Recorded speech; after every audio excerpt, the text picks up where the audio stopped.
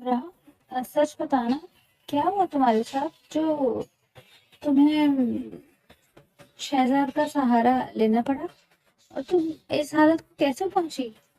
रात को अतर ने अमराहा का हाथ थामते पूछा। वो दोनों इस वक्त फारिस को सुलाए अब बेड पर एक दूसरे के साथ बरजुबान थी। आई एम एक्सपेक्टिंग अदा। इसी बात पर वो तंग नजरों से इसको तकने लगी। क्या? वो एकदम से उसकी खुशी भरी चीख कमरे में गूंजी जब वो बात को समझी। ये कब हुआ? कैसे हुआ? मैं ताई, मेरा मतलब मैं खाला बन रही हूँ। वो एकदम खुशी से उसे लपेटते फटाफट पे दहानी में कबीर का हवाला दे गई थी। फिर जैसे हमराह ने बखूबी नोट किया था। हाँ, सही कहा तुमने, तुम ताई बनने वाली हो। वो अपनी बात पर जोर देते हुए बोली तो वो खिसिया कर रह गई थी। टॉपिक तब्दील करते बोली, तुमने बताया नहीं क्या हुआ तुम्हारे साथ जो तुम्हें यहाँ आना पड़ा? इसकी बात पर अमराह के चेहरे पर कई रंग आकर गुजरे थे।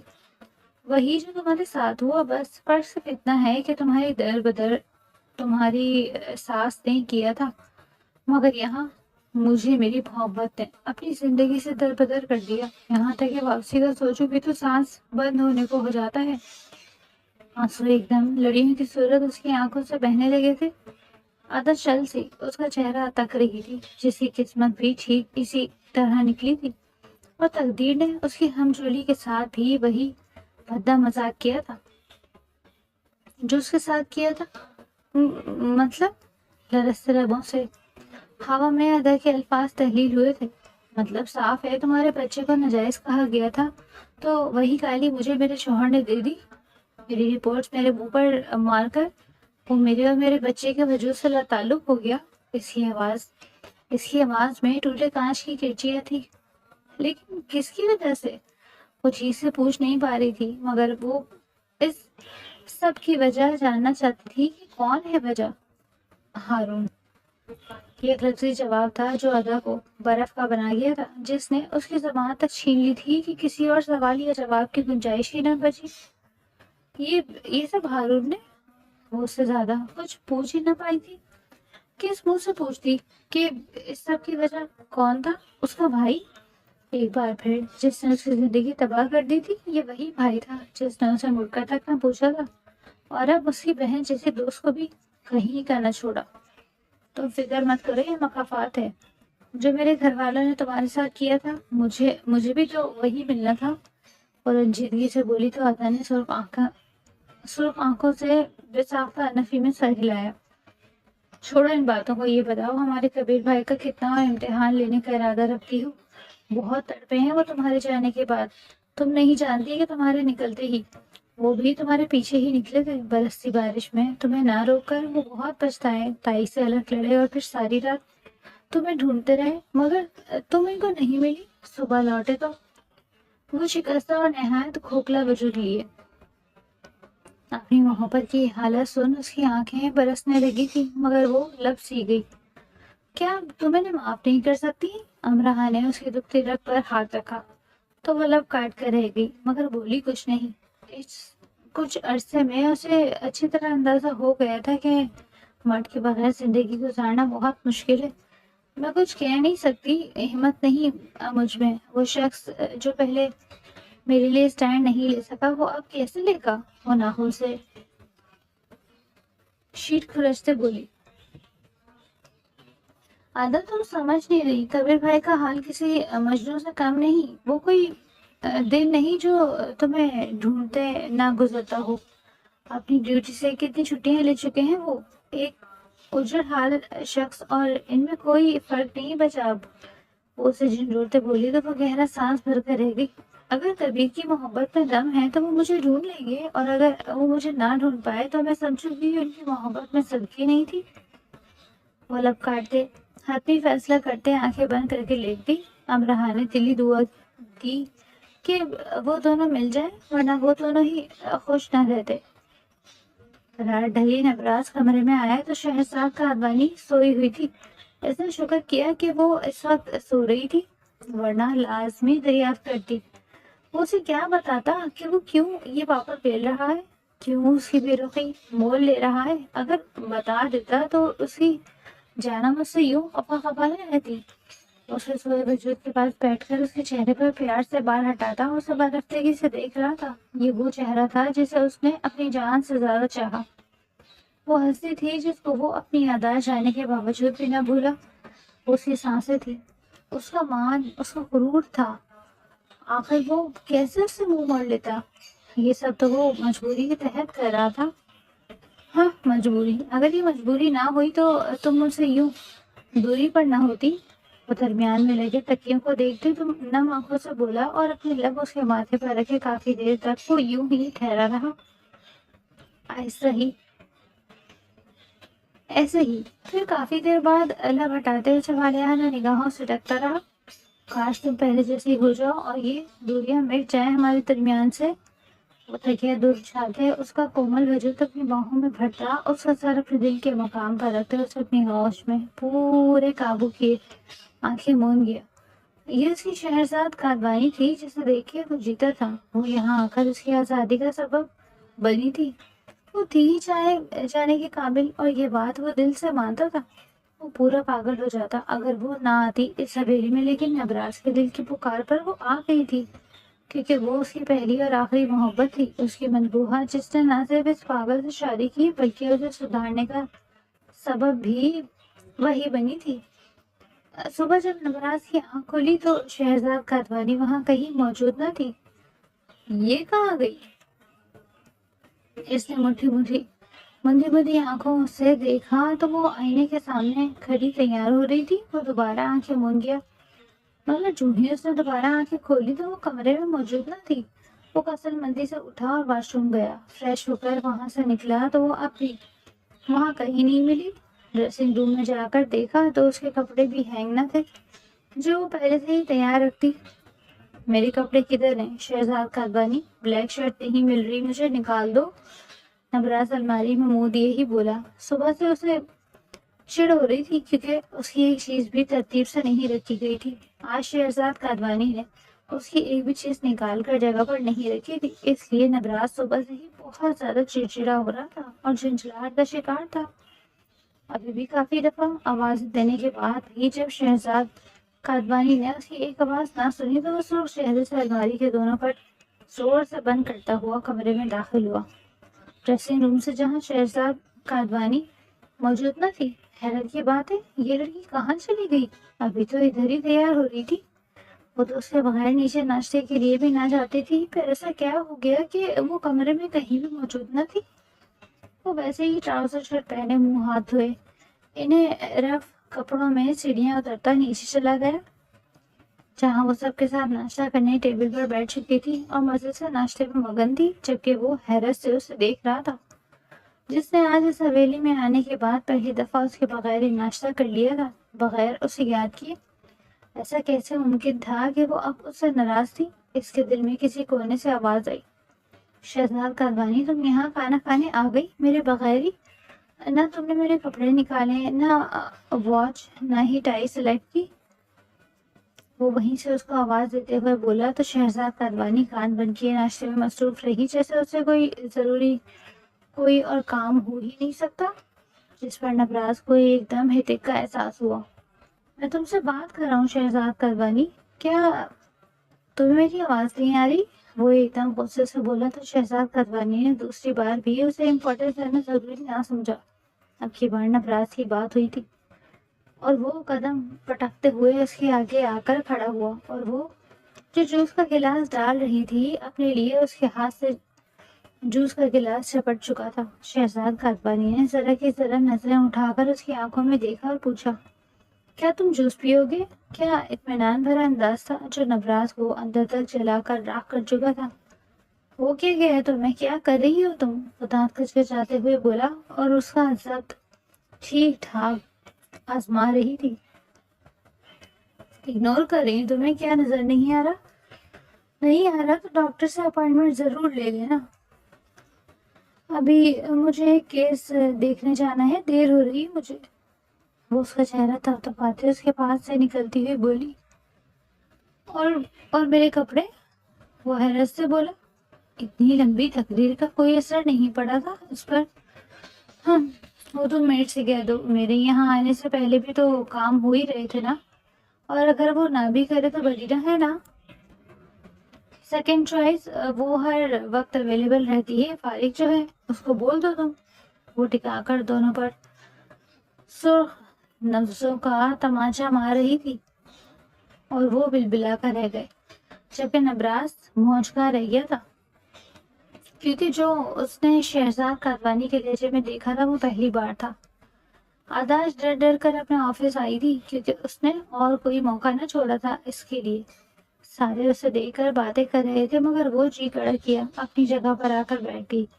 جو ہی سامنے نگاہ گئی اس کا موڈ بری طرح غارت ہوا تھا، کیونکہ سامنے ہی مرر وال سے سجاوٹ اس کو تک رہا تھا، وہ بھی فتح مند نگاہوں سے ادا، جو ادا کے دل کو جلا گئی تھی۔ یار تم اتنے دن سے کیوں نہیں آ رہی تھی، اور کیا ہوا ہے سر اور تمہارے بیچ؟ اس کے دوستوں نے پوچھا تو وہ نگاہوں سے دیکھتی نفی میں سر ہلا گئی۔ مس ادا، آپ کو آفس میں بلا رہے ہیں باس، ورکر نے آ کر بتانے پر اس کا حلق خشک ہونے لگا تھا۔ وہ لذت سے قدموں سے آفس کی طرف بڑھنے لگی۔ جو بھی تھا اس کو اندر جانا ہی تھا، کیونکہ سارے ورکرز کی نگاہیں اس پر ہی تھی۔ اس نے کپ کپاتے ہوئے دروازہ کھولا اور اندر داخل ہوئی تھی، سانس روک کر۔ مرر وال کے شیڈز وہ پہلے ہی نیچے کر چکا تھا۔ جیسے ہی وہ اندر داخل ہوئی تھی، اس نے ادا کو اس کی سفید کلائی سے کھینچتے ہوئے اس کا ایک ہاتھ اپنے کندھے پر رکھتے دوسرے ہاتھ سے اس کی کمر میں باہیں ڈالتا ہوا اس کو اپنے نصیب کیا تھا کہ وہ جھٹکے سے اس کے سینے سے ٹکرائی۔ تصادم بہت زور کا تھا، اس لیے دونوں کے جسم آپس میں ٹکرا گئے تھے اور برقی ادا کے جسم میں پھیل گئی تھی۔ اس کو لگا اس کے تن بدن پر کسی نے تیزاب پھینک دیا۔ شہزاد کاتوانی جو کیس حل کرتے اب کورٹ سے نکل رہی تھی، ساگر بلوچ نے بیچ میں آتے اس کا راستہ کاٹا۔ پتہ نہیں آج کون سا منحوس دن تھا جو صبح سے ہی کھلے بلے میرا راستہ کاٹ رہے ہیں۔ وہ اپنے سن گلاسز آنکھیں سے اتارتی بالوں میں ٹکائے ہوئے بولی تو وہ دانت کچکچا کر رہ گیا۔ میں ایک بار پوچھوں گا، سچ سچ بتا دو مجھے، کیا چاہتی ہو میری بیوی کے بارے میں؟ کہاں ہے وہ؟ کیا تم نے اسے دیکھا؟ وہ ایک گلاس چباتے ہوئے بولا تو گردن کی رگیں ابھرنے لگی۔ ارے جس سچویشن میں تم ہو، تمہیں تو مجھ سے ریکویسٹ کرنی چاہیے نا، کہ تمہیں حکم صادر کرنا نہ کہ چاہیے۔ وہ ایک آئیبرو جھکاتے بولی تو ساگر بلوچ کے ماتھے پر بل پڑے۔ تم مجھے بتا رہی ہو کہ نہیں؟ وہ دو قدم آگے لیتا بولا تو وہ انگلی دکھاتے اسے وہیں مائی ڈیئر، میرا موڈ پہلے ہی خراب ہے، اسے اور مت بگاڑو۔ ایک سوال کے بجائے ایک ساتھ کئی سوال کر ڈالے تم نے، آخر کس کس کا جواب دوں؟ جبکہ سوال تو اصل بنتا ہے کہ آخر کیا کیا ہے تم نے ایسا جو تمہاری بیوی تمہیں چھوڑ کر چلی گئی؟ اس نے چکر کاٹتے اس پر گہرا طنز کیا۔ طنز کرنے کہا تو ساگر بلوچ کو لگا کسی نے تمام سوئیاں اس کے جسم میں پیوز کر دی ہوں۔ دیکھو، وہ کچھ کہنے کی کوشش کرتے بولا، دیکھنے تو نہیں چاہتی میں، اور جو دیکھ لیا وہ کافی ہے۔ اب تم سنو بھی اور مجھے بھی سمجھو بھی، میری راہ میں آنے سے ہٹو۔ وہ کچھ کہنے کی کوشش کرتے بولا، دیکھنا ہی تو نہیں چاہتی میں، اور جو دیکھ لیا وہ کافی ہے۔ اب تم سنو بھی اور سمجھو بھی، میری راہ میں آنے سے اچھا ہے اپنے گناہوں کی تلافی کرو۔ پہلے تنہا بیٹھ کے سوچو کہ تم مرد کے نہ صرف الزامات بلکہ بیوی پر یقین نہ کرنے سے عورت کتنے ٹکڑوں میں تقسیم ہوتی ہے، وہ کس خاردار سے گزرتی ہے، اس کے پاؤں ہی نہیں بلکہ اس کا دل سمیت روح تک لہو لہان ہو جاتی ہے جب ایک مرد اس پر تہمت لگاتا ہے۔ اور خیر سے تم نے تو اپنی اولاد کو گالی دی ہے، وہ تمسخر سے کہتی رکھ کر اس کے منہ پر کڑوی سچائی کا تماچا مار گئی تھی، جبکہ اس کی روح جھلس کر کوئلہ ہو گئی تھی۔ کیا ہوا، برداشت نہیں ہو رہا؟ ہاں، ہوگا بھی نہیں، کیونکہ تم مرد صرف کر گزرنے کی ہمت رکھتے ہو، لیکن عورتوں کی طرح سہنے کی نہیں۔ جب اپنی اولاد کو گالی دیتے تمہاری زبان نہیں لڑکھڑائی ساگر بلوچ، تو آج یہ چال میں لڑکھڑاہٹ کی ایسی تمہیں تو غرور سے سر اونچا کر کے چلنے کی عادت ہے، تو اب بھی چلو نا۔ آخر کیا ہوا جو تم نے اپنی بیوی کے کردار پر شک کرتے اس کی محبت کو چٹکیوں میں اڑا دیا؟ تمہارا پلڑ تو بھاری ہو گیا نا، محبت جائے بغیر بھاڑ میں۔ وہ ایک لفظ دانت کچکچا کر بولتی زہر کی مانند اس کی رگوں میں اتار رہی تھی۔ ساگر بلوچ کا جی چاہا کہ وہ سننے کی قوت سے محروم ہو جائے، کم از کم اس ذلت کا سامنا تو نہ کرنا پڑتا۔ دل درد سے پھٹ رہا تھا، مگر اب کیا کرتا، جو ہونا تھا وہ تو ہو گیا تھا نا۔ اصل میں تو مقدمہ تم اپنی محبت کا ہارے ہو یاور، اور یہ ہار سب پر بھاری ہے۔ اس کی بات پر وہ مٹھیاں بھیج کر رہ گیا تھا اور زور سے دونوں ہاتھ کار کے بونٹ پر مارے تھے جو اس کے ہاتھوں کو اچھا خاصا زخمی کر گئے تھے، مگر وہ باز نہ آیا تھا، بلکہ چلانا چاہتا تھا، امرا کو پکارنا چاہتا تھا کہ وہ کس طرح اس کے سامنے آ جائے اور وہ اس سے معافی مانگ لے، مگر قسمت کہاں سے سب پر مہربان ہوتی ہے۔ شہزاد کھادوانی، میں صبح سے تمہارا انتظار کر رہا ہوں، کہاں تھی تم؟ بولو۔ تم جانتی ہو نا زیادہ دیر الگ نہیں رہ سکتا میں، تم یاد آنے لگتی ہے تمہاری۔ وہ شہزاد کھادوانی کو کمرے میں آتے دیکھ، جو صبح سے شام تک اس کے انتظار میں بیٹھا تھا، اسے اندر آتے دیکھ بے چینی سے اس کی طرف بڑھا۔ اتنا قریب آنے کی ضرورت نہیں، بات دور رہ کر بھی کی جا سکتی ہے، وہ روکھے لہجے میں بولتی اس کے قدموں کو زنجیر کرنے کا باعث بنی تھی۔ کیا کہہ رہی ہو یار، کچھ ہوا ہے کیا؟ ایسا بیہیو کیوں کر رہی ہو تم؟ اس کے آگے آتے بولا، جو اسے مسلسل نظر انداز کر کے اس کی جان پر ہی تو بنا رہی تھی۔ ابھی بھی کچھ ہونا باقی ہے؟ واہ، خوب کہی تم نے۔ ٹھیک ہے، تم مزے سے کرتے رہو اور میں چپ کر کے تالیاں پیٹتی رہوں گی، ٹھیک ہے؟ اسے تیکھے لہجے میں کہتی ایک دم جھٹکے سے اپنے آگے سے ہٹاتی بولی، کیا کیا ہے میں نے؟ اور کچھ بولو گی؟ میرے علم میں نہیں ہے کہ ہماری کس بات پر آئی سور بحث ہوئی ہے جو تم ایسے ایشو بنا رہی ہو۔ وہ مسلسل اس کے رویے سے زچ ہوتے بولا، اب تمہیں میری یاد آ گئی؟ I am impressed.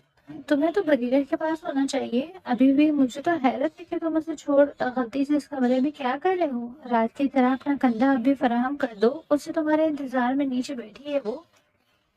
یہی کہتی کھٹاک سے واش روم میں بند ہو چکی تھی، پیچھے وہ ہکا بکا رہ گیا۔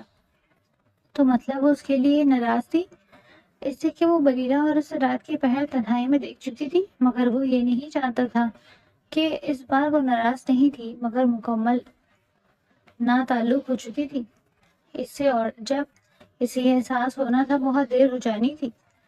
تم غلط سمجھ رہی ہو یار، ایسا کچھ نہیں ہے، وہ واش روم کا دروازہ کھٹکھٹا کر بولا۔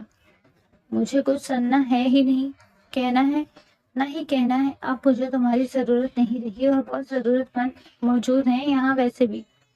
وہ واش روم سے باہر آتی کمرے سے نکلنے سے پہلے ایسے قرارت سے جواب دیتی کھانا کھانے کے لیے نکل چکی تھی جبکہ وہ اسے پکارتا رہ گیا تھا، مگر شہزاد کھادوانی کو نہ ہی پلٹنا تھا اور نہ ہی وہ پلٹی۔ یہ کیا بدتمیزی ہے، میں اس لیے واپس نہیں آئی کہ آپ یوں غلیظ حرکتیں کرتے پھریں، اپنے ناپاک ہاتھوں کو دور رکھیں مجھ سے۔ وہ ایک دم ہوش میں آتی پپری شیرنی بنی اس کے دونوں ہاتھ اپنے کمر سے جھٹک گئی تھی جنہوں نے اس کے گرد حصار باندھ رکھا تھا۔ اب تو دور رہ کر مجھ سے تمہارے اندر جرت بھی آ گئی ہے، یہی ادا تو بھاتی ہے مجھے آپ کی مصدا۔ وہ ایک ایک لفظ کھینچ کر ادا کرتے بولا تو وہ اسے سرخ نفرت بھری نگاہوں سے دیکھنے لگی۔ مت دیکھا کرو مجھے ان نگاہوں سے، میں ان میں پیار و محبت چاہا دیکھنا چاہتا ہوں، سمجھی؟ یہ تاثر نہیں، ورنہ بہت برا ہوگا تمہارے اور تمہارے اس نام نہاد بیٹے کے لیے بھی۔ اس کی تھوڑی تو گوشت ہے، اپنی مد مقابل کرتا سلگتی سی سرگوشی اس کے چہرے پر کرتے بولا تو وہ پھٹ پڑی۔ محبت کے معنی تک سے آشنا ہیں آپ؟ ہاں، آپ جیسے پیسوں کے پجاری لوگ کیا جانیں گے محبت کا مطلب۔ جو میری آنکھوں میں کسی اور کی محبت کو دیکھ کر بھی اندھا، وہ اس پر طنز کرتی بولی تو وہ جھٹکے سے اسے دیوار سے پنچ کر گیا کہ ادھر کی ہڈیاں چیخ کر رہ گئی تھی۔ ڈونٹ یو ڈیئر مائی لو، کسی اور کا نام تک نہ زبان پر لانا، ورنہ اس تڑ چلتی زبان سے محروم کر دوں گا تمہیں۔ تم صرف میری ہو، سجاول راجپوت کی۔ کسی اور کا ذکر بھی زبان پر لانا تمہارے لیے کفر ہے، اور یہ شوہر کی رٹ مت لگاؤ میرے آگے۔ اگر یہی حقیقت ہے تو اسی ہفتے میں تم سے شادی کروں گا اور پھر دیکھوں گا کہاں تک بھاگ کے جاتی ہو اپنے شوہر سے۔ پھر تو میری قربت بری نہیں لگے گی نا تمہیں؟ وہ اس کے پالر کے لٹوں کو چھونے لگا تو وہ تھپڑ مارتی اس کا ہاتھ جھٹک گئی تھی۔ خبردار، چلنے کی غلطی مت کرنا مجھے، کسی اور کی بیوی ہوں میں، اور یہ جو تم شادی کا الاپ رہے ہو یہ شوق بھی پورا کر کے دیکھ لو، لیکن یاد رکھنا زندہ زمین میں گاڑ دیں گے وہ تمہیں، مگر ایسا ہونے نہیں دے گا۔ اس کو تمسکرانا مسکراہٹ سے دیکھتی بولی تو سجاول راجپوت کو لگا کسی نے اسے بھاپڑ کی طرح جلا کر رکھ دیا ہو۔ اگر یہی تمہاری ضد ہے تو یہی صحیح، اب تو میں بھی دیکھنا چاہوں گا کہ تمہارے اس سورما شوہر کو آخر ہے بھی یا صرف تمہاری فرضی کہانی ہے وہ اسے چلاتے ہوئے طنز کرتے بولا تو وہ نفرت بھری نگاہ اس پر ڈالتی آفس سے باہر نکل چکی تھی۔ یہ ابراہ کے گھر سے غائب ہوئے 1 ہفتے بعد کی بات ہے۔ آج بھی یاور صبح سے امراہ کو ڈھونڈ رہا تھا، اسے کیبل لینے بالکل ہی بند کر دیے تھے امراہ کے جانے پر، جیسے وہ ایک پاگل بن چکا تھا، جیسے کسی چیز کی ہوش نہ تھی۔ جنون سوار تھا تو صرف امراہ کو ڈھونڈ لینے کا، اس سے معافی مانگنے کا۔ گلٹ اندر ہی اندر اسے کھوکھلا گلا کرتا جا رہا تھا، جس بات کے وہ کبیر کو تانے دیتا آخر وہ خود بھی اس پر پورا اترا تھا۔ یہ بات بھی ٹھیک تھی کہ امراہ کی بے گناہی دیکھتے سے پہلے ہی وہ اسے لینے کے لیے آ رہا تھا، اس پر یقین کر چکا تھا، مگر تب تو الفاظ منہ سے نکل چکے تھے نا۔ کیا فائدہ ایسی محبت کا جب آپ کے الفاظ آپ کی محبت کا دل بری طرح توڑ دیں، بری طرح دکھا دیں کہ وہ دوبارہ بھی جڑ نہ پائے، وہ آپ کو چھوڑ کر چلا جائے۔ یاور سلطان بھی کچھ ایسی ہی کیفیت سے گزر رہا تھا، ابھی بھی وہ سڑکوں سے مارا پھرتا اور اس کو ڈھونڈنے کی کوشش کر رہا تھا، جب ایک اسٹور میں اس کو امراہ کو دیکھنے کا گمان ہوا۔ وہ فوراً اس اسٹور میں بھاگا جہاں وہ کوئی میڈیکل میڈیسن لے رہی تھی جو یقیناً اس کو ڈاکٹر نے ریکمینڈ کیے تھے۔ وہ بہت کمزور نظر آ رہی تھی، آنکھوں بھیڑ ہلکے پڑے تھے، ایسی حالت میں جب اس کے شوہر کو اس کا خیال رکھنا چاہیے تھا، اس کے شوہر نے اس کو یوں دربدر ٹھوکریں کھانے کے لیے چھوڑ دیا تھا۔ یاور کا دل جیسے کسی نے نوچ کر رکھ دیا تھا، وہ آگے بڑھنا چاہتا تھا مگر قدم زنجیر ہو گئے تھے، جسم کو جیسے کوئی تیز دھار چاقو سے کاٹ رہا ہو۔ اتنی شدت سے درد اٹھا تھا اس کو امراہ کی ایسی حالت دیکھ کر، جس کو اس نے پلکوں پر بٹھا کر رکھا تھا، آج وہ کیا سے کیا ہو گئی تھی۔ جیسے ہی امراہ کی نظر یاور سلطان پر پڑی تھی، میڈیسن کا لفافہ ہاتھ سے چھوٹ کر نیچے گرا اور وہ اپنے قدم پیچھے لینے لگی۔ آنکھیں بے یقینی سے بڑی ہو گئی تھی اور وہ تو یاور سلطان سے چھپنے کی کوشش میں تھی، مگر وہ کیا چاہتی تھی کہ قسمت 1 ہفتے بعد ہی اس کو اس بے مہر شخص سے سامنے لا کھڑا کرے گی جس نے اس پر بالکل اعتبار بھی نہ کیا تھا۔ وہ فوراً سے رخ موڑتی اپنا چہرہ ڈھانپتی بھاگی تھی اور اس کے پیچھے یاور سلطان بھی لوگوں سے ٹکراتا ہوا دیوانہ وار بھاگا تھا، مگر اس کے باہر آنے تک وہ رکشے میں بیٹھ چکی تھی۔ یاور پیدل ہی اس کے پیچھے بھاگا۔ امراہ رکو، خدارا میری بات سنو، میری جان، مجھے ایک موقع تو دو، میں جانتا ہوں میں غلطی پر تھا، مگر مجھے اس بات کا احساس ہو گیا ہے، بس ایک موقع دو مجھے یوں چھوڑ کر نہ جاؤ، ایسی بے رخی کی مار نہ مارو، میں مر جاؤں گا، سچ کہہ رہا ہوں، پلیز رک جاؤ، مجھے یوں تنہا کر کے مت جاؤ، میں کبھی جتنا جگرا نہیں رکھتا جو ادا بھابھی کے جانے کے بعد کبھی کسی بھی طرح زندہ رہ سکو، تم مجھے نہ ملی تو میں واقعی اپنی جان دے دوں گا۔ امراہ کے کانوں تک اس کی دھاڑ نما آوازیں پہنچ رہی تھی، مگر وہ آنکھیں بند کر کے سسکیاں بھرتی اپنے لب دانتوں تلے کچل گئی بے رحمی سے، مگر اس نے ایک نظر بھی یاور سلطان کو نہ دیکھا۔ وہ جانتی تھی کہ اگر اس نے یاور سلطان پر ایک نگاہ بھی ڈالی تو وہ کمزور پڑ جائے گی، اور وہ کمزور پڑنا نہیں چاہتی تھی، تبھی اس کو دوبارہ چھوڑ کر جا رہی تھی، اور یاور سلطان پاگلوں کی طرح رکشے کے پیچھے بھاگ رہا تھا اور بھاگتے بھاگتے ایک دم ٹھوکر لگتے وہ منہ کے بل نیچے گرا۔ وہ مغرور شہزاد کاروانی جس نے کبھی اپنی پوری زندگی میں کسی سے معافی نہ مانگی تھی، آج وہ اپنی بیوی کی ایک جھلک دیکھنے کے لیے اس سے معافی مانگ رہا تھا، اس سے فریاد کر رہا تھا، مگر وہ سن ہی نہیں رہی تھی، اور یہ ٹھوکر اسے بہت زور کی لگی، دل پر بھی اور رخ پر بھی۔ آخر کیوں نہیں سن رہی تھی، اور وہ اس کی بات کیوں نہیں دیکھ رہی تھی؟ وہ اس کے دل کا حال جو اسے جانے کے بعد بے حال ہو گیا تھا، مگر اس کو کون سمجھاتا کہ کردار پر دیا ہوا گھاؤ اتنی آسانی سے نہیں بھرتا۔ شہزاد کاتوانی پھر سے باہر جا چکی تھی اور یہ سب اس نبراس کے لیے ناممکن ہو رہا تھا۔ برداشت کرنا، تبھی وہ اپنے مقصد کو جلدی سے پانی کی تکمیل تک پہنچانا چاہتا تھا، کیونکہ اب شہزاد کاتوانی سے دوری ناگزیر تھی۔ وہ چھت پر کھڑا شہزاد کاتوانی کے آنے کا انتظار کرتا یہی سوچ رہا تھا جب بریرہ نے اسے پیچھے سے باہوں میں بھرا۔ شہزاد، بے ساختہ بولا، مگر بریرہ منہ بناتی آگے آئی۔ شہزاد، بریرہ، میں ہوں تمہاری محبت، نبراس۔ شہزاد نہیں، وہ نخوت سے بولی۔ بریرہ نے مسلسل اس کی سنجیدگی بھری نظریں خود پر محسوس کرتے تھوک نکلا، کیا ایسے کیا دیکھ رہے ہو؟ ٹھیک ہے تو کہہ رہی ہوں، میں تمہاری محبت ہوں، کچھ بھی کر گزرنے کو تیار ہوں، اس شہزاد کاتوانی کی طرح نہیں جو تمہیں عزت بھی نہ دے پائے۔ اور آگے آتے اس کے چہرے پر لکیر کھینچتے بولی، میں عورتوں پر اعتماد نہیں کرتا، جب میری پہلی بیوی مجھے دھوکہ دے سکتی ہے تو تم کیوں نہیں؟ وہ جسے جرا پر اتر آیا، کیونکہ میں تم سے ہوں اور تم مجھ سے۔ دیکھو مجھے، کیا میں سراپائے محبت نہیں؟ وہ اس کے دونوں کالر سے اسے کھینچتی اپنے نزدیک ترین کرتے بولی تو اندر تک شہزاد کاتوانی نے یہ منظر اپنی آنکھوں سے دیکھا اور تلخی سے مسکرائی۔ اگر عورت تم جیسی قیامت ہو تو مجھے نہیں لگتا جھوٹ بولے گی۔ اگر تم مجھ سے محبت کے خواہاں ہو اور میرے ساتھ حسین لمحے گزارنا چاہتی ہو تو مجھے پھر تمہارے ساتھ رات گزارنے میں کوئی اعتراض نہیں، لیکن پہلے ہمیں تمہارے کمرے میں چلنا ہوگا۔ نبراس کا انداز بے حد پراسرار تھا، آنکھوں میں ایک بےنام سے چمک ابھرنے لگی جس سے مقابل کھڑی بریرہ کسی طرح واقف نہیں تھی، ورنہ نبراس کو ایسی آفر دینے سے پہلے 100 بار سوچتی۔ بریرہ اس کی باتوں پر سکون ہوتی، معائنے کا انداز لگ گیا تھا۔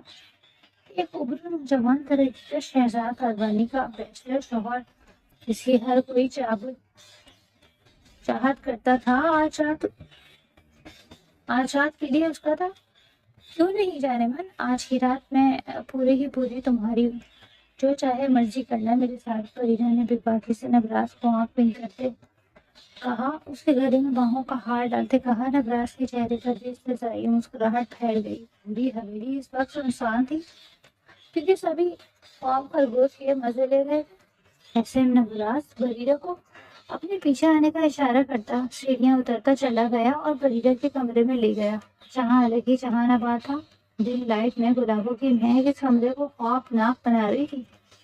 بریرہ مستی بھری چال چلتے ہوئے ہوش کے نشے میں چور بغیر اپنا انجام سوچا اس کے پیچھے چلی آ رہی تھی۔ یار تم تو قیامت خیز لگ رہی ہو، جسے دیکھ کر میرا گلا پنچر ہو گیا ہے۔ پیاس ہے کہ بجھ ہی نہیں رہی، پلیز 2 گلاس جوس تو لے آؤ۔ نبراس اس کے لبوں کو گھورتے ہوئے اپنا انگوٹھا اس کے لبوں سے مس کرتے ہوئے اس پر اپنی بے قراری کا جال پھینکتے ہوئے بولا تو بریرہ نے اپنا خوش لب تر کیے، کیونکہ اس کے لیے یہ سب کسی خواب سے کم نہ تھا۔ وہ فوراً کھڑی ہوئی اور بولی، یہ جوس کیا چیز ہے میری جان، جو کہیں مانگ لیتے؟ ویسے میں آج رات تمہیں پوری طرح سے راب کرنے کا ارادہ رکھتی ہوں، ڈونٹ وری۔ وہ ایک طرح سے کہتی اس کے گال پر لگ گئی، جس پر اس نے سب سے مٹھیاں بچھی اور لبوں پر قاصدانہ مسکراہٹ سجائے بولا، بی بی، آج کی رات تمہاری زندگی کی سب سے یادگار رات ہوگی، یہ نبراس کا وعدہ ہے۔ آج میں تمہیں ایسی ہی دل فریب دنیا کی سیر کراؤں گا جہاں صرف تم اور میں ہوں گے اور کسی بھی رشتے کی گنجائش نہ ہوگی۔ نبراس اس کی شہرہ پر نظریں جماتے اس کی شہرت پر اپنے انگوٹھے سے رب کرتا عجیب سے انداز میں بول رہا تھا جیسے اپنی طلب میں بریرہ محسوس نہیں کر پائی تھی۔ اسے تو نبراس کو پا لینے کی اور شہزاد کاتوانی کو نیچا دکھانے کی خوشی بے انتہا تھی۔ اسے نبراس سے شہزاد کاتوانی کو دھوکہ دینے کی امید ہرگز نہیں تھی، لیکن اب اسے یوں بے وفائی کرتے دیکھ وہ 7ویں آسمان پر تھی۔ اس کا مطالبہ نبراس یوں پورا کرے گا شاید ہی اس کے گمان میں ہوتا۔ میری جان، تم جانتے نہیں تم نے میری آج کی رات کتنی رومانٹک اور دل فریب بنا دی۔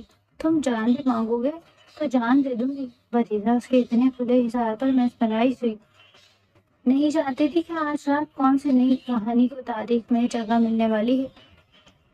اس کی بات پر نبراس کے چہرے پر شاطرانہ مسکراہٹ آئی تھی۔ یقیناً تم سے تمہارا سب کچھ لینے والا ہوں میں آج رات، اسی گردن تھامتا اسے نزدیک کرتے بولا۔ بریرہ نے آنکھوں آنکھیں بے ساختہ بند کی تھی۔ اس سے پہلے کہ بریرہ ہوش کھوتے نبراس کی اور قریب ہو جاتی، نبراس نے اپنی انگلیوں کا دباؤ اس کی گردن پر بڑھایا کہ بریرہ کو سانس لینے میں دقت ہوئی، جس پر بریرہ کی آنکھیں پٹ سے کھلی اور اس نے نبراس کی طرف آنکھوں میں آنکھیں ڈال کر دیکھا جہاں اس وقت کوئی بھی احساس نہیں تھا، بالکل احساس سے عاری تھی اس کی آنکھیں۔ ارے اتنی بھی کیا جلدی ہے کہ تم بھول گئی؟ میں نے کہا تھا کہ تمہیں دیکھ کر میری حالت بہت غیر ہو رہی ہے، جبکہ میرا حلق تر بنجر ہے اور یہ ہونٹ بالکل خوش۔ ضروری ہے کہ خود کو تر و تازہ کیا جائے، اس لیے میں یوں گیا اور یوں آیا۔ جوس لے کر وہ اس کے ہونٹوں پر اپنا انگوٹھا رب کرتا ہوا اسے دوبارہ مدہوش کرتے بیڈ پر بٹھاتے بولا، جب بریرہ نے اس کا ہاتھ بیچ میں ہی تھام لیا۔ اگر تم نہ لوٹے تو بے قراری سے اپنے لب کو چلتے ہوئے بولی تو نبراس نے ایک حقارت بھری نگاہ اس کے ہاتھ پر ڈالی، جس سے اس نے نبراس کا ہاتھ تھام کر رکھا۔ فکر ناٹ میری جان، میں اپنا کام ادھورا کبھی نہیں چھوڑتا، وہ بھی تب جب اس سے میرے کئی جذبات جڑے ہوں۔ اور اس کی کلائی سے انگوٹھا پھیرتے آرام سے ہاتھ چھڑا کر وہ جا چکا تھا۔ تبھی قدموں سے چلتے ہوئے وہ سیدھا کچن میں آیا اور 2 جوس کے گلاس اپنے سامنے رکھتے اور شاطرانہ انداز سے اس جوس کے گلاس کو دیکھتے ایک کے کنارے پر اپنی انگلیاں پھیری تھی۔ کچھ تو معنی خیز اس مسکراہٹ میں پناہ تھی جسے کوئی بھی سمجھ نہیں سکا، مگر یہ منظر دروازے کے پیچھے کھڑی شہزاد کادوانی بخوبی غور سے دیکھ رہی تھی۔ وہ نہیں جانتی تھی کہ نبراس اب آگے کیا کرنے کا ارادہ رکھتا ہے، مگر وہ جو بھی کرنے کا ارادہ رکھتا تھا اس سے اب شہزاد کادوانی کو کوئی سروکار نہ تھا۔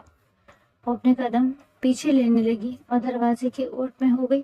جب نبراس نے ایک جوس کو تھامے، اس کے اندر کچھ ملایا اور اس کو معنی خیز نگاہوں سے دیکھتا ہوا اپنی آنکھوں کے سامنے کرتا شاطرانہ انداز میں مسکراتے ایک ڈش میں وہ دونوں گلاس رکھتے دوبارہ بریرہ کے کمرے کی طرف بڑھ چکا تھا۔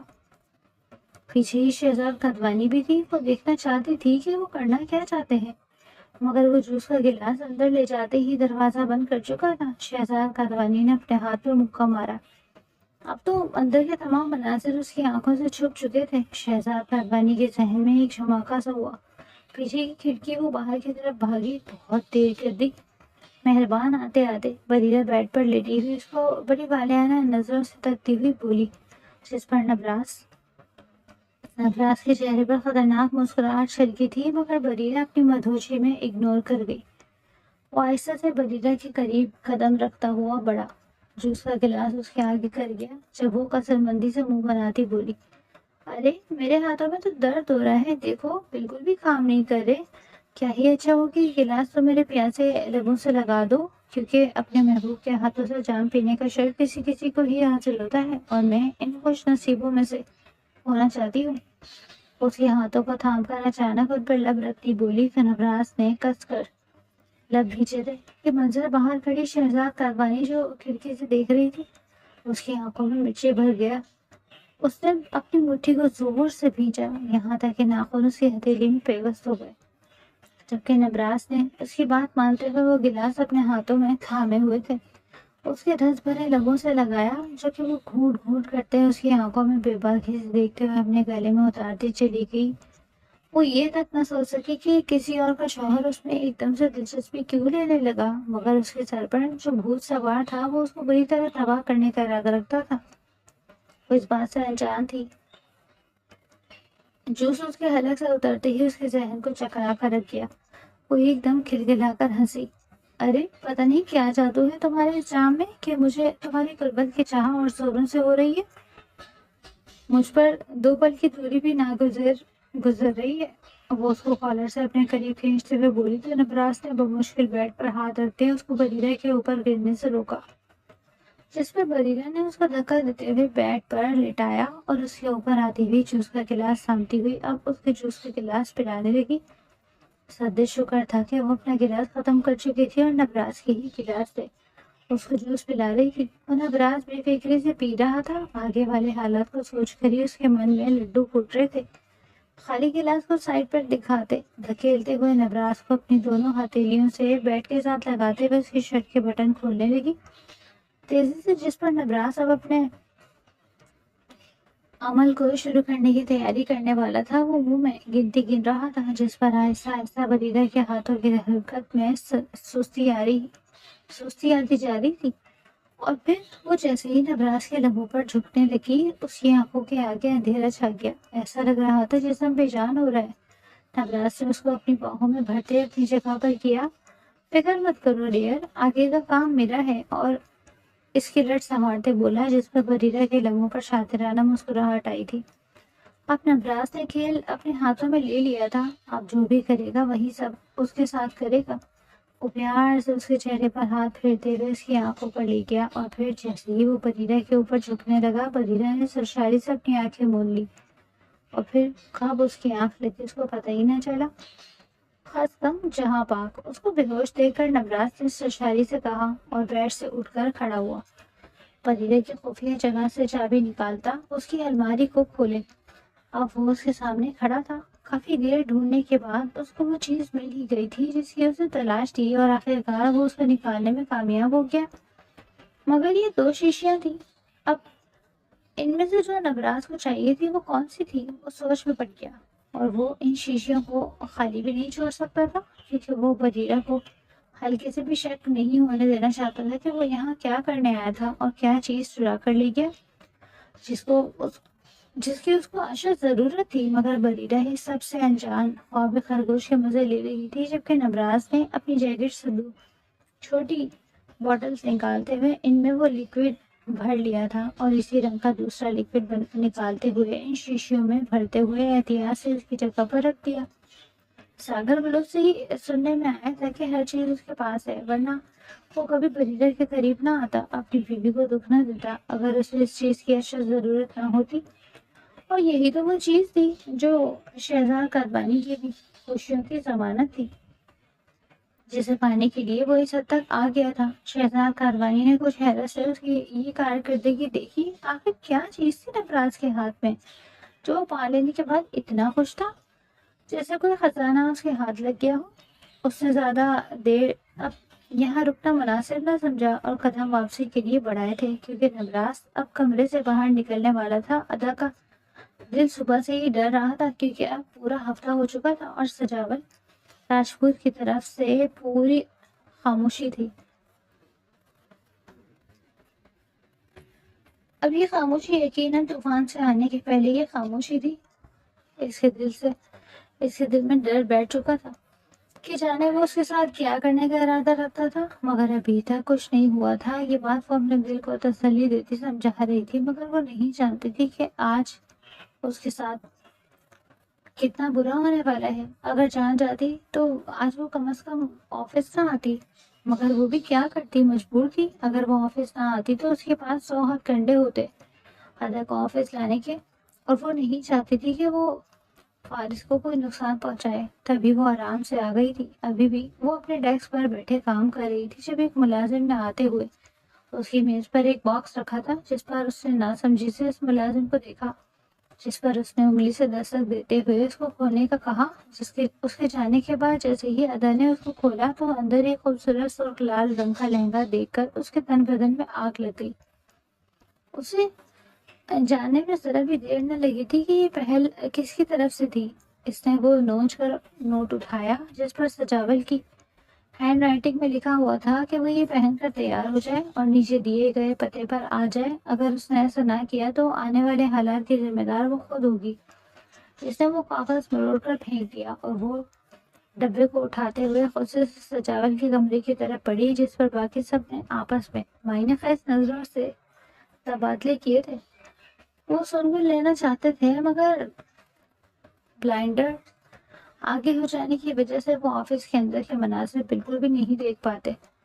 اسے اندر آتے دیکھ سجاول راجپوت کی آنکھوں میں چمک ابھری تھی اور اس نے ہتھیلی پر اپنی تھوڑی ٹکائے اس کو دلچسپ نظروں سے دیکھتے ہوئے اشارہ کیا تھا. اگر آپ کی سوچ آپ کو یہ سوچنے پر مجبور کر رہی کہ میں یہ لہنگا پہن کر بے شرم بن کر آپ کے ساتھ شادی کرنے کے لیے تیار ہو جاؤں گی تو بالکل غلط سوچ رہے ہیں آپ.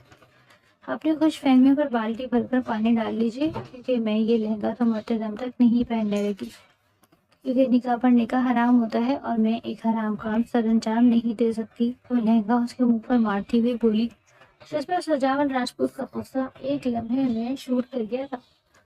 تم تم نہیں جانتی صدق کا بدلہ میں تم سے کس طرح اور کیسے لے سکتا ہوں، اس لیے بہتر ہے کہ شرافت سے یہ لہنگا پہن کر تیار ہو جاؤ۔ اگر تم آدھے گھنٹے میں یہ لہنگا پہن کر یہاں نہیں آئی تو آنے والے وقت کی ذمہ دار تم خود ہوگی۔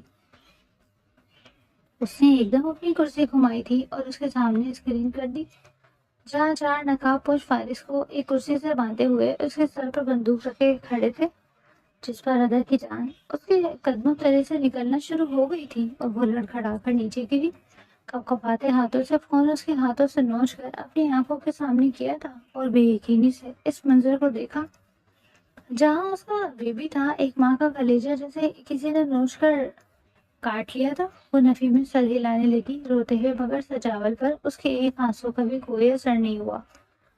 فیصلہ تمہارے ہاتھ میں ہے، اگر تم وقت پر پہنچ گئی تو بچے کی جان بچ جائے گی، اور اگر نہیں پہنچے تو یاد رکھنا تمہارے بچے کا ایک بھی عضو سلامت نہیں بچے گا۔ وہ کبیر کو بھی نہیں بلا سکتی تھی، کیسے بلاتی؟ وہ کبیر کو گھر سے نکلتے ہوئے اپنا سیل فون چھوڑ آئی تھی، اور اب پولیس کو بلاتی تو وہ اس کے بچے کو نقصان پہنچا دیتی۔ بڑی مشکل سے اپنے ٹوٹے شکستہ وجود کو لیتے ہوئے اس نے لہنگے کو ہاتھ میں پکڑتے نفرت گیسی سے دیکھا، اور وہ لہنگا زیب تن کرتے چلی گئی جو اس کے لیے در حقیقت کفن سے بڑھ کر اور کچھ نہ تھا۔ وہ اس کفن کو زبردستی زیب تن کیے ماتم زدہ حالت میں وہاں سے نکلتے ہوئے آدھے گھنٹے کے بجائے 15 منٹ میں وہاں پہنچ چکی تھی، جہاں وہ سرشاری سے اسی کا تو انتظار کر رہا تھا۔ جیسے ہی وہ اس فلیٹ میں آئی تو اس کو کھینچ کر ایک کمرے میں لے جا چکا تھا، جہاں وہ اپنا ہاتھ جھٹکے سے چھڑا گئی اور شیرنی بنی پھنکاری، کہاں ہے میرا بیٹا؟ مجھے صاف صاف بتاؤ، مجھے اس کے پاس لے کر جاؤ، اور اگر تم نے ایسا نہ کیا تو میں تمہارے حلق سے جان نکال لوں گی۔ وہ اس کا گلا دبوچتے ہوئے بولی، جس پر سجاول راجپوت ایک دم تمسخر سے مسکرایا تھا۔ نانا میری جان، یہ جرات نہ کرنا، تم آگے ہی میرے گریبان پر ہاتھ ڈالنے کی سزا بھگت رہی ہو، اس سے زیادہ کہ تم بھگتنے کی حیثیت نہیں رکھتی۔ وہ ایک دم اس کو جھٹکتے ہوئے بولا، جس پر وہ چلائی تھی، نہیں کروں گی میں تم سے نکاح، جو کرنا ہے کر لو، مگر جب تک اپنے بچے کو اپنے ہاتھ پہ نہیں دیکھوں گی میں کچھ نہیں کروں گی۔ وہ اس کو بلیک میل کرتے ہوئے بولی تو وہ ہنسا۔ اس کی چال پر وہ اچھی طرح جانتا تھا کہ ادا فارس کو پاتے ہی کبھی بھی اس سے نکاح نہیں کرے گی، اس لیے وہ خطرناک ارادے لیے اس کی طرف قدم بڑھانے لگا۔ I am your husband to be dear. Don't mess with me. مجھ سے زیادہ زبان چلاؤ گے تو زبان کو اپنے سے لڑانے میں لمحہ نہیں لگاؤں گا، اور ابھی تو ہمیں کوئی حلال تعلق بھی نہیں۔ اس کی آنکھیں آگ اگلتی اپنی حدود توڑنے کو تھی۔ اس نے ایک دم اس کی تھوڑی دبوچتے اس کی آنکھوں اور لبوں پر بے ترتیبی سے لب رکھے، پھر نیچے سرکائے۔ اس کی وحشیانہ لمس سے اکھڑتی سانسوں پر ادا تڑپ کر رہ گئی تھی۔ روم روم اس ناپاک شخص کی دی گئی سزا پر کانپ اٹھا۔ نفرت اور حقارت سے کرب زدہ لمحات نہ جانے کب اس کی زندگی سے ختم ہونے تھے۔ کون کہتا ہے لڑکی معاشرے میں تنہا زندگی گزار سکتی ہے؟ جو لوگ کہتے ہیں جھوٹ کہتے ہیں، یہ تنہائی سب سے بڑی سزا بن کر جاتی ہے۔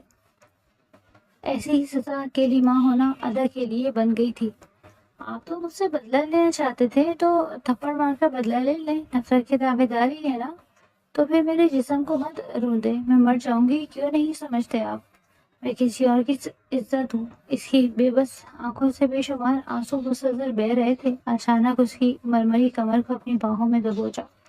سجاول راجپوت نے جسے ہٹانے کی کوشش میں ہلکان ہو رہی تھی، وہ مگر اس کی سانسوں کی تپش ادا کو ازدے کی فنکار کی مانند لگ رہی تھی۔ کس می رائٹ ناؤ۔ اس کی سنگ دل بے باک پر ادا کی آنکھیں پھٹنے کے قریب تھی، جان حلق میں اٹک چکی تھی اور جسم ساکت ہو چکا تھا، برف کے مجسمے کی طرح۔